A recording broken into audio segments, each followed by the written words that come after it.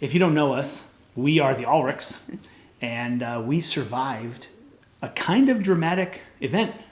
Well, let's go all the way back to the summer of 2017. It was a good summer. It was a great summer. We had a great family vacation. We went all through northern Michigan, the Upper Peninsula, with a camper. Yep. And we took our kids on this kind of 2-week camping tour of the Upper Peninsula of Michigan. We went to Pictured Rocks and to Quamanon Falls and Oswald's Bear Ranch. We had 3 very active kids and with wild imaginations. They just wanted to be outside playing all the time. And it was a lot for me as a mom because I remember thinking, they're going to run too far away, you know? Yeah. How do we keep Dietrich, who's so active at 4 years old, safe when we're out camping and all this? On that whole vacation, and believe me, he's all boy, 100% boy, and there's nothing wrong with that boy.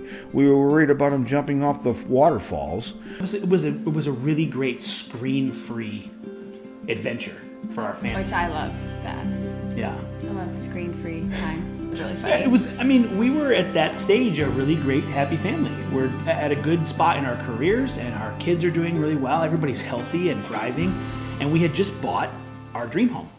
So I remember calling a bunch of my friends and asking them if it was normal because Dietrich was our first son, and I remember asking them if it was normal for him to be sweating and drenching the bed at night, and that was new for us after we moved into the house, and then he would be really tired during the day. So we moved in August. He started preschool in September, and he couldn't even hardly make it to go to preschool to wake up in the morning because he was so tired.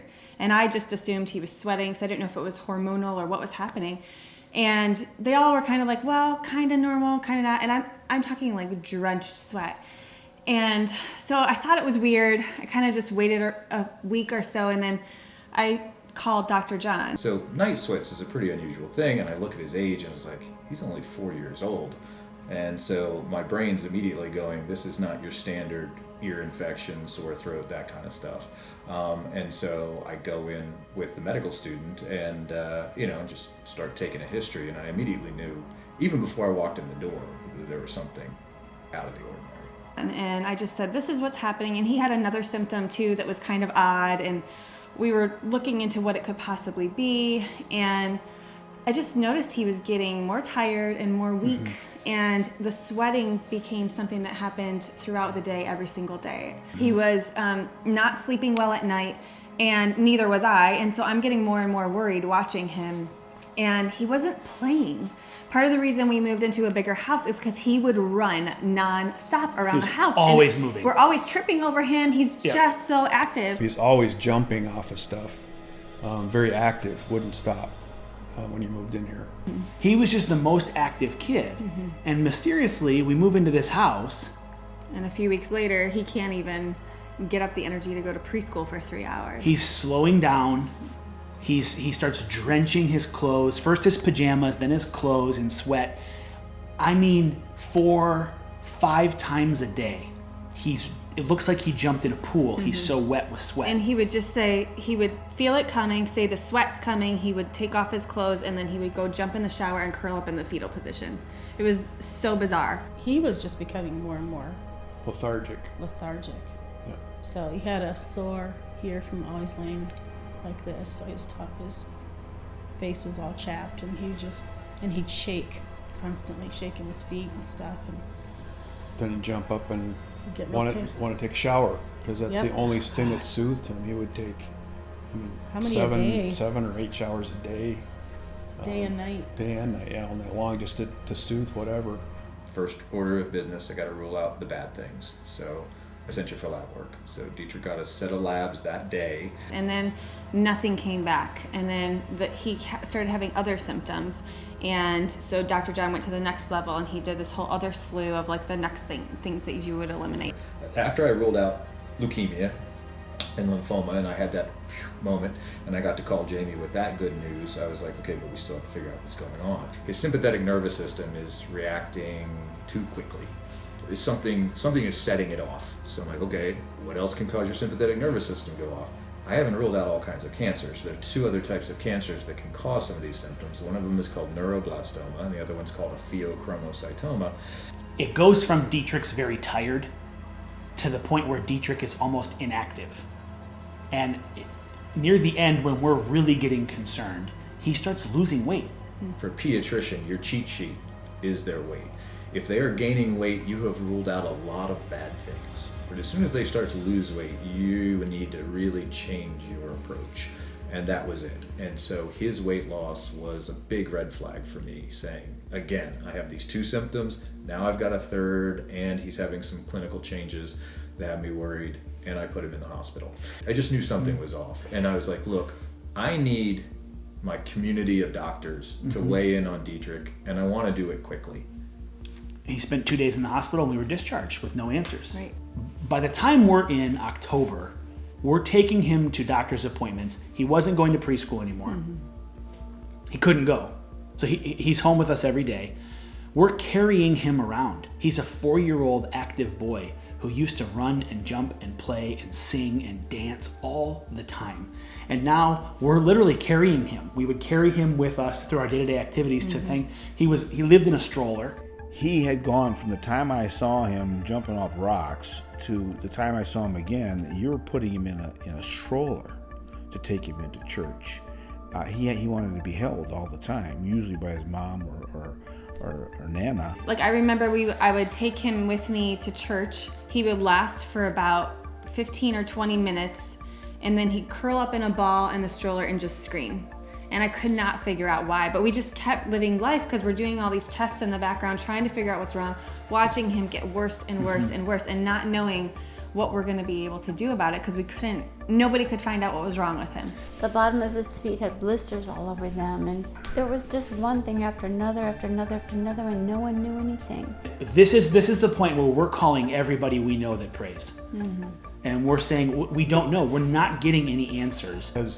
As I was praying, because the fear was that Dietrich was declining so rapidly, and if they didn't find a medical solution, what was going to happen? I mean, he's just basically moving toward death. And so during that time period, though, excuse me, I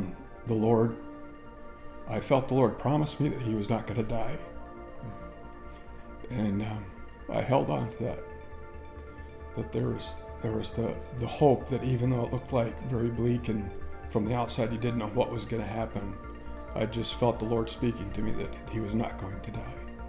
I kept getting back from the Lord. I mean, almost every time I prayed, there's nothing wrong with that boy. I knew it didn't look that way, and I don't know what the answer was, because it certainly looked bad. I think we were blessed because the doctor I called had some pediatric training. I don't think she was a pediatrician, but when I explained what was going on, and I explained the whole thing, she was like, "You need an MRI today," and I was like, "Yeah, thank you very much." So it's always good when you go to bat and it goes smoothly. It doesn't always work that way.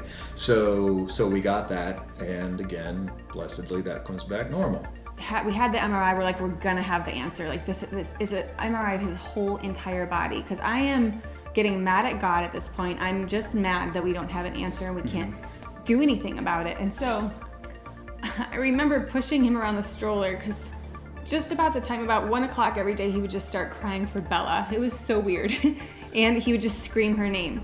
So I would put him in the stroller because I couldn't handle it for very long, and we'd just walk around the neighborhood, and he usually fall asleep after crying a little bit.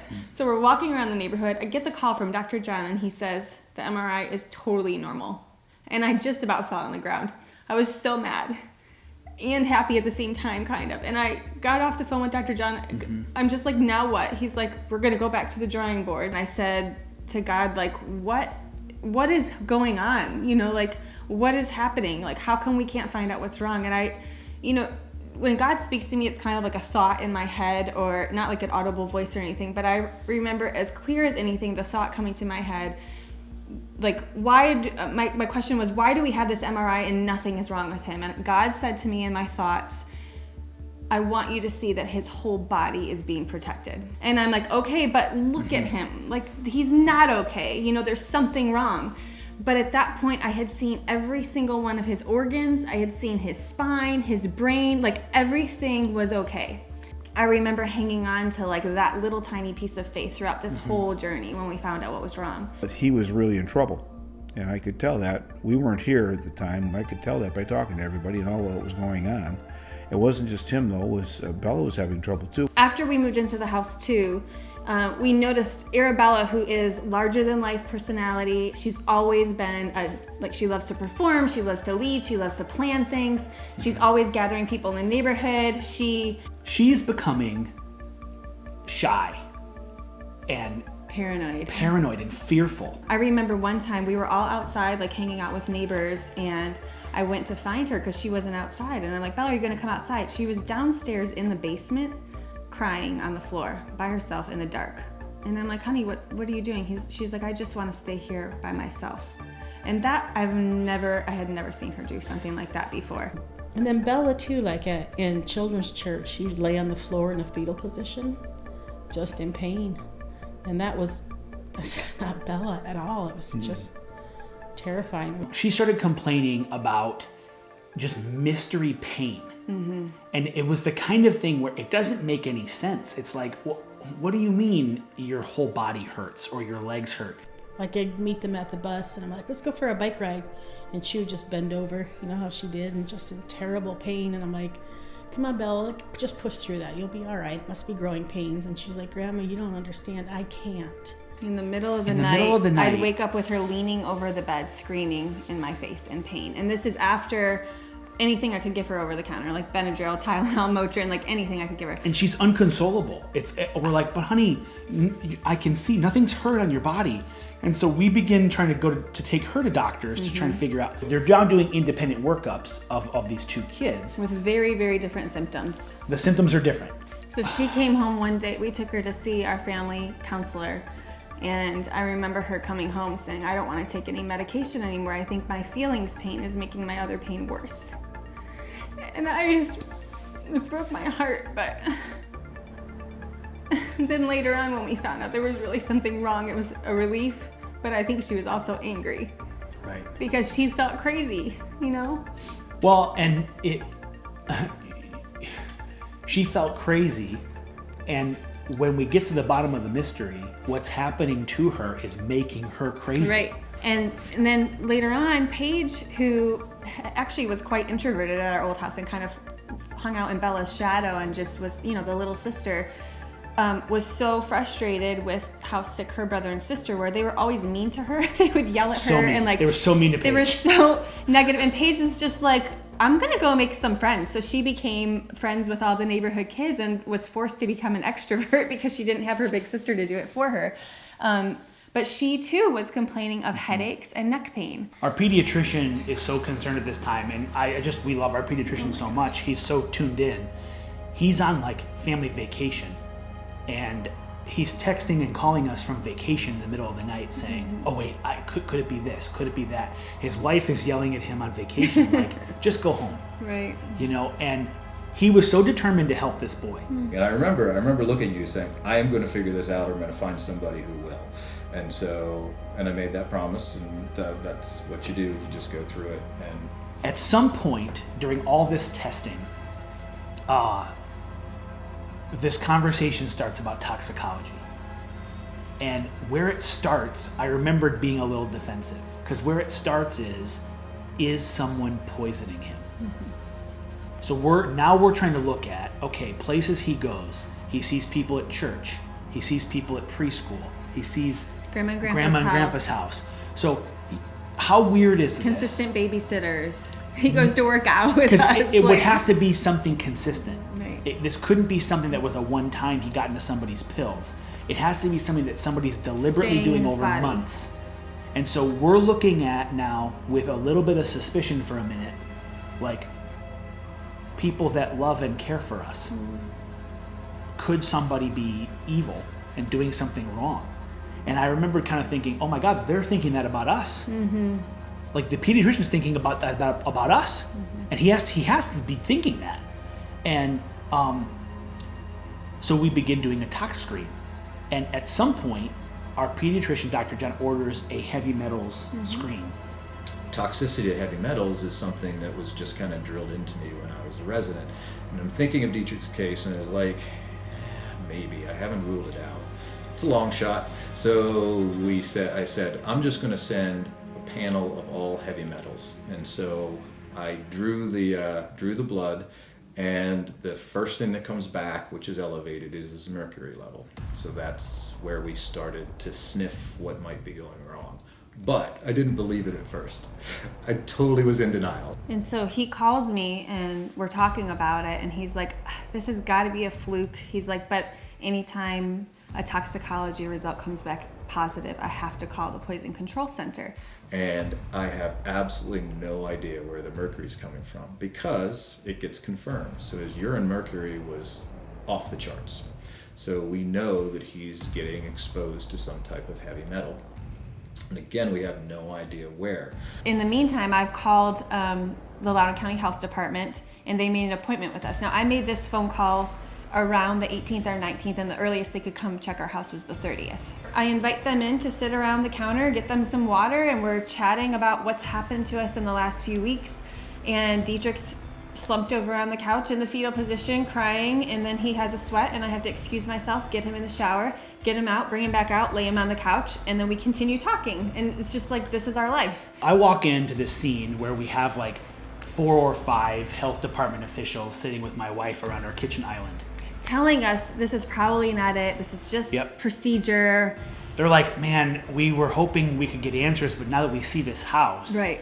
They're like, this house is not going to be a problem. This is a new construction home. Have you? And then they start going through things. Have you thought of this and this? Have and you I'm thought like, of this? We're sorry, we're not going to be able to give you answers. Meanwhile, I'm watching the hazmat team walk around our house with their little Ghostbusters meters, beep, beep, beep, beep, beep, beep. And they keep walking in and out, and I'm sitting at the point where the guy who's doing most of the talking in the health department can't see them. I'm watching the fire marshal's team with the hazmat crew do their jobs. They keep leaving and coming back in and having these whisper conversations and coming back in, and they look concerned. And finally one of them comes out and says to this team of people around the island, he says, I'm sorry, we have to take this conversation outside. I've done readings, I've purged my meter 3 times and come back in to verify that's not the meter's problem. You have unsafe levels of mercury on every floor of this home, and it's not safe for human habitation. The fire marshal will be here momentarily. We're condemning the property. You all need to leave right now. And there's this moment of like, And I lost it. I just started crying, and then everyone at the counter is like packing up their stuff and have shocked looks on their faces. We need to go. When you guys called me, it's still one of the more memorable moments in my career was Jamie calling me and saying, "You won't believe what just happened at our home." And when she told me about the elevated mercury levels, and it all starts to click into place, and I realize you guys have been living there. It's a new home. It's an exposure. There's some type of mercury in the house. One, I mean, obviously I start to worry about, okay, what's that going to mean long term for the kids? But 2, we found it. I was like, we got it after all that time. And it was one of those moments where I was like, this is why I went into medicine, because you can make a difference. So it was really, really rewarding.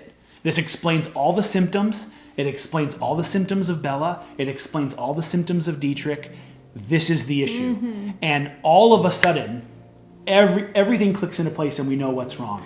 And then we're told, get out of your house. None of your possessions can leave this house. They scanned our bodies before they would let us leave. Mm-hmm. They scanned our shoes before they would let us carry our shoes out. They scanned our cars to make sure we were safe to use our cars, because they're afraid of cross-contamination. They're afraid we're going to take the toxin out of here into the community, and it's going to become a bigger problem. And I'm on the phone with the insurance company trying to figure out, okay, I need help. What do I do here? Like, I don't know how to start this. I don't know the first thing about remediation, but I need help. And the first thing my insurance company said is, I'm sorry, you're not covered for this. And I said, what? And I instantly, I lost it. Yeah. I was like, The last 3 months of rage came out. I'm lighting this poor lady up on the phone, up and down. I am like, you don't even begin to tell me I'm not covered for this. We're on the porch. Yeah, and then the bus comes home. So the bus drops off Bella and Paige because Dietrich is home. And they see the fire trucks and the hazmat team out in front of our house, and they see us on the porch looking bewildered, I'm with sure. the dog tied to a tree. And the girls are running in towards us, and they're saying, "What's wrong?" And Bella made eye contact with me, and she said, "This is what's wrong." And I said, "Yes, Bella." And I told her our house is poisoned with mercury, of all things. And she she's said, like, "I knew it. I knew something was I wrong. knew something was wrong with me. I'm not crazy." And all the neighbors are like standing around in front of our house because our bus stop, you can see our house from the bus stop. That next morning, we're trying to figure out, okay, what do we do? Like, all right, now what's the plan? We have no possessions. We have no home. We have very sick kids still, very, very sick. We're not in a good place.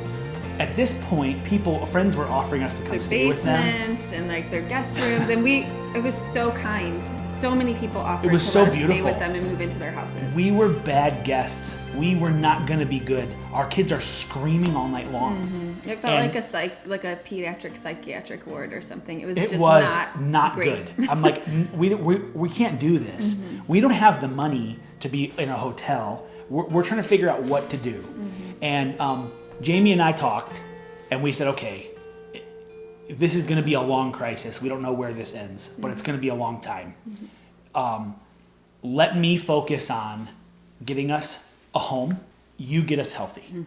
And she says, okay, so Jamie's going to work with Dr. John to get the kids healthy because there's a treatment that's involved there. Thank goodness. An unpleasant one. Yeah. I'm going to go work on our material situation. Like, okay, what needs to happen? Can we find some money? And how do we walk out of this? Yeah. We were fortunate enough to find one of the only toxicologists on the East Coast, Dr. Johnson Arbor, and she's out of Georgetown University. My name is Dr. Kelly Johnson Arbor. I'm the medical director at National Capital Poison Center, and I'm also a medical toxicologist at MedStar Georgetown University Hospital in Washington, D.C. She saw us immediately. She was amazing. She was she great. helped us. She worked really closely with Dr. John. When I talked with Jamie on the phone, I once I spoke with her and was able to sort of figure out that this was a real poisoning, I wanted to see her kids right away. And she just loved our family so well. She gave me her cell phone number so I could ask her crazy mom questions in the middle of the night if I had them. And I still do the same thing even though my kids are fine. Yeah. But she was an answer to prayer. She's just a gem, and I love her so much. And I just remember thinking to myself, I've never seen anything like this. These poor children are so badly affected by mercury. The kids had to, for 19 days, take oral chelation because their levels were so high. And what it does is it pulls the poisons and the toxins from the body quicker than your body would normally excrete it through the kidneys. I remembered when we first met with Dr. Johnson Arbor, she was kind of smiley, and we were so wound up and stressed out. And she said, this is really insensitive, but I'm going to tell it to you anyway. This is a toxicologist's dream. She's like, so much of my job is telling people that are paranoid they've not been poisoned. And she's like, I have a whole family and you've all been poisoned. And we were like, We're looking at each other like, okay. I'm like, all right, lady. And we just ended up loving her. So when people are poisoned with heavy metals, the most important thing to do, whether it's arsenic or mercury or lead or whatever metal, is to get away from the source of exposure. So in this case, we had to really figure out where the mercury was coming from, because if you don't get away from that source, you're going to keep being poisoned by it. And then we went ahead and moved in with my parents, who were gracious enough to help us and take turns and shifts, and really just, we couldn't have done it without them. That season, someone needs to sleep with Bella, someone needs to sleep with Dee. They're just nuts. They're just requiring constant care. They're screaming at night. They're having like psychotic dreams. And Dietrich is sweating, and his feet hands would and feet itch are peeling. and peel all night long, so he'd be doing this with his feet all night long, moaning and then screaming. And his mouth And there's has nothing sores on you it. can do about it. His bottom has sores on it. So we literally like go to work, come back to my mom's house after we get the kids, eat dinner, say goodnight and go to opposite beds. Like, Yeah. we hardly ever saw each other. It was so Well, we awful. it was like high five. And we were like, Give report. Yeah, we were like, what's going on with the house? This is what's going on with the house. What's going on with the medicine? This is what's going on with the medicine. I love night. you. I love you. I got Bella. You got D. Okay, let's go. And I'd be like, no, please, can I have Bella tonight? It was like whoever drew the short straw got D, because D was so much So work. neat. When we think of people who are exposed to elemental or inorganic mercury, we think that they can just have these neuropsychological changes. So they're not just sort of feeling tired for the most part, especially in kids. I've had adults feel tired, but in kids, they can become very just antsy and angry and kind of flip back and forth, like you flip a switch and they're crying. The rash that we see in children, we don't see in adults. It's pretty much a hypersensitivity to the mercury ion that we only see in kids. And that rash is usually on the hands and the feet, on basically the really distal, the tips of the extremities. And it's pink, and it's called erythism or pink disease. So those are the things that I was looking for, but definitely the behaviors of the kids, specifically Bella and Dietrich and Paige just sort of intermittently crying for no reason. That was just like completely characteristic for me, that these kids were exposed to a significant amount of mercury. So that's kind of, I was dealing with that world while you were dealing with trying to get the house right. So if the fire department was to hand you a correction order to remedy a chemical spill, you don't even understand what it means, what would you do? Like, who's your next call? Like, how does homeowner Joe, who happens to be a pastor, like remedy a chemical spill? I don't even know how to start. So I started with where the fire department told me to go, which was this list of like chemical remediation companies. And those companies all told me, I don't think we can do this. This is too difficult, or it's too big of a spill. It almost sounds like a commercial spill. How is this in a residence? And I'm like, I don't know, I need help. They pointed me to this company called AEG in Maryland. And so I call AEG in Maryland after a frustrating day of other phone calls. And I eventually get the president of the company. He says, I'll be there in the morning. So he drove down from Maryland and met me at our house. He cracks the seal on the door. He takes his little meters with this little thing called a Jerome, like vapor analyzer. It looks like a Ghostbusters machine. And he's taking notes the whole time. And he and I walk through this whole house, and he does readings in every room. And he eventually gets to the basement, and the fire department had told us that the workroom area of the basement was the hottest zone for mercury vapor. They had said, we think we found a definitive spill site in the basement workroom because of the readings that are there. He gets down with a flashlight, and he's showing me beaded droplets of mercury on that floor. We found other spots of beaded mercury throughout the house, like in the floor, in between the floorboards of our wood floor and our kitchen. We found beads of mercury. And we're trying to figure out what the heck, like, where is this coming from? We own no devices that contain mercury. We don't have any mercury in our lives. It's not like a thing that people have. They found a definitive spill site. So during remediation, they found little bits of broken glass with red grade marks on it. And they said they recovered about 230 grams of raw elemental mercury from the basement floor at this spill site. We found out that the previous homeowner used to be a chemist. And so now you start going down this road of, okay, well, the average person might not have access to this chemical, but a chemist, he could have access in ways that the average person wouldn't. Then Tom went into the kids' bedrooms, and he did the scans on the kids' bedrooms, and he's shaking his head. He scanned Dietrich's and Bella's pillows, and they're coming back hot. They're bedding on their blankets, their mattresses, they're coming back hot.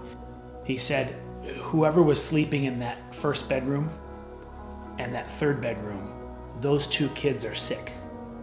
And I said, yes. And he said, the kid in the second bedroom is not as sick. And I said, yeah, how do you know that? And he said, it's your vents. We're like, what? He said, there's a spill site on that concrete floor where there's a lot of beaded mercury on that floor. There's walk-off distribution throughout your house just because it gets on your shoes and it goes where people go. But most of the mercury is being deposited when you leave the concrete floor and it goes to carpet outside of that storage room door where the air intake is for your house. And so you have a pool of mercury underneath that carpet, and where the air intake is for that house, if your HVAC system, it's sucking mercury vapor in and spreading it through your home as vaporized mercury. That's what's poisoning your family. And I'm like, oh my God. I'm thinking back to all those times where we put Dietrich, his health is declining, and he's staying in bed. And Bella... making her go back to sleep in her room. Go back to bed. You know, and she can't sleep in our room for the rest of her life. Like, it is the room. And they kept it is their telling beds. Us, they both told us, I can't sleep in my bed. They kept saying that. And I can't sleep in my bed. We're thinking, oh my God, well, why not? Why can't you sleep? My legs hurt when I sleep in my bed. Mm-hmm. It's because you're breathing vaporized mercury all night long. Mm-hmm. And I am like, oh, my heart is breaking. Mm-hmm. Paige's vents in her room were closed. She's always hot. The other significant detail is that we hadn't been running the heat in our house. We moved in August, and we had the air on. The air conditioning was running, not the heat. And he said that's really fortunate because this is October, November timeframe, and it got really cold. And he said if you had turned the heat on, heat makes mercury vapors exponentially more dangerous and more toxic. And if we had turned that heat on, it's sucking it into our HVAC system, and it would have been raining like death onto our family. And as sick as Dietrich was, we got kicked out of our house on October 30th, the night before Halloween. It was a freezing cold Halloween that year. It was frost the next morning. We would have turned the heat on, and it might be that we got kicked out of the house the night before we might have killed Dee by turning the heat on, and we wouldn't have known. Mm-hmm. We wouldn't have known why. So I have this conversation with Tom from AEG on my porch, and he says, okay, I think I can do this. All of your possessions are going to be contaminated. I think I can clean this house. Justin, I'll make you this promise. If my company does this, this house will be safe. He said, I will not let those kids in this house until I know it's safe for them. I won't let them in during the work. I won't let them in after it's done until I'm sure those kids are safe. He was very emotional about the fact he's looking at the pictures of the kids in their rooms. He was ticked off. He was emotional about it. And he said, I will not let those kids in this house until it's safe. So I wrote a check for 10 grand, which was all the money we had. And I said, clean the house. I said to Jamie, I just zeroed out our savings account. And then he said, well, I'll need the rest when we're done. And I said, well, how long? And he said, well, probably 10 to 15 days. I said, you'll have it. Wasn't it like 5 days? He said, you're lying. And I said, yep. He said, okay, just as long as we're clear. And I said, I don't know what to tell you. I'll have it. I don't know. Which leads us into this next part of the story is like, how are we going to pay for this? Right. Where do you go for an unplanned 75 grand? Two things happened. One, we had a friend of ours start a GoFundMe campaign, and it took off online. And very, very quickly, significant donations came into this GoFundMe. By the time it was over $50,000 came through a GoFundMe campaign. In less than a month. And I cannot begin to tell you how significant this was. Over and over and over again, we were at $0 again, and a bill comes. And for some reason, the bills were always $3,000 or $5,000, mostly $3,000. Like, if you're wondering what something costs in this weird space of medical mercury toxicology, it's $3 grand. Everything costs $3 grand. And I'm like, here's another $3,000 bill. How are we going to pay for this? And we would pray. We would end the night praying, okay, Jesus, you haven't let us down yet. Show us how you're going to do this, because we got nothing left. And in the morning, from strangers, there'd be $3,000. And overnight, our GoFundMe would increase or whatever. There was one point where I was at work. In the door came a coworker with an envelope. At the moment where I threw up my hands and said, God, I don't have the money again. You got to do something here. And like in that minute, someone came through the door and put an envelope on my desk. And I said, what's in the envelope? And he said, $3,200. And I said, where did it come from? And he said, Jesus knows, and I get to know, and that's really fun. But you're never going to know. And I just am like, well, you tell Jesus and whoever sent this money, that's exactly the number I needed right now. And I can't even begin to tell you how miraculous this is. It happened like a dozen times. It really did happen that often. We happened so many times we were just blown away. And I can't begin to tell you of the value of a community that rallied around us in our moment of great need. You never want to be in a position where you're the one that needs help. And no one likes to be there.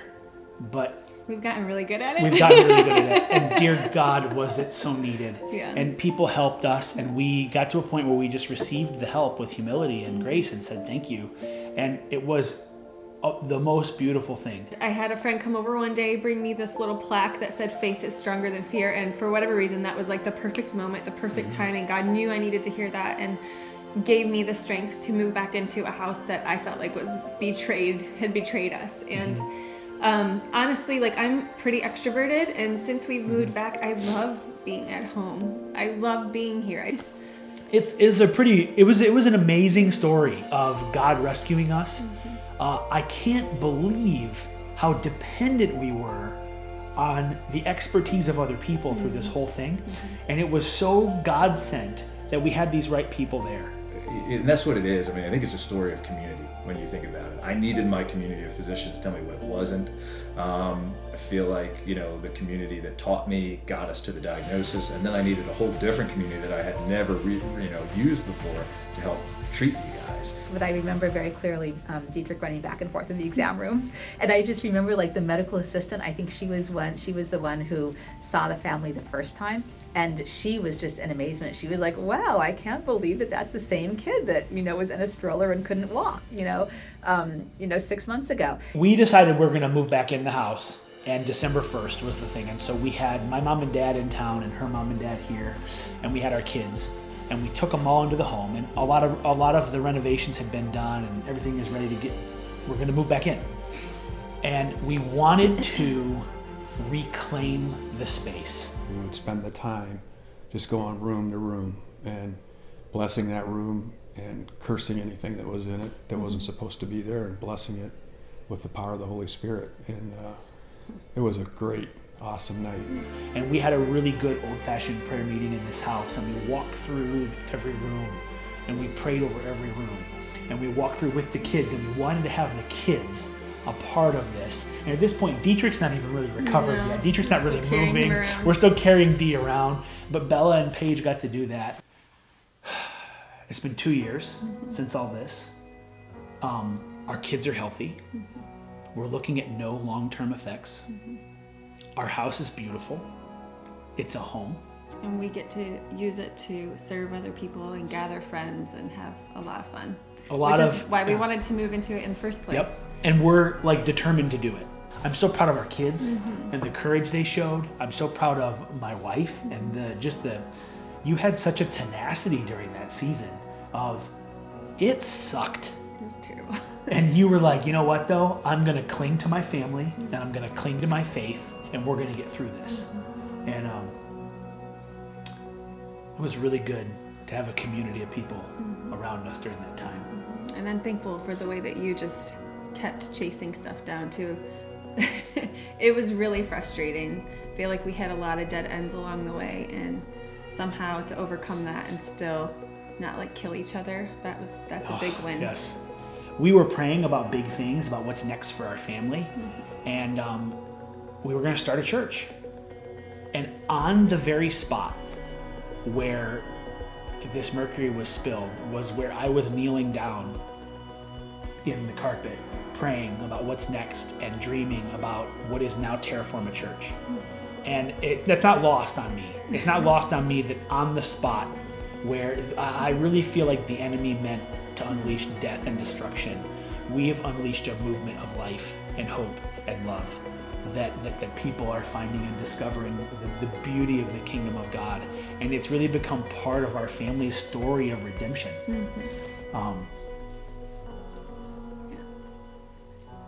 So we don't wish this kind of thing on anybody.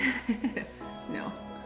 But if you had to go through it, we hope you have good friends. So thank you for supporting us, and thank you for just loving us through a crazy time. And it's our hope and prayer that you will receive that same love back at some point in your life.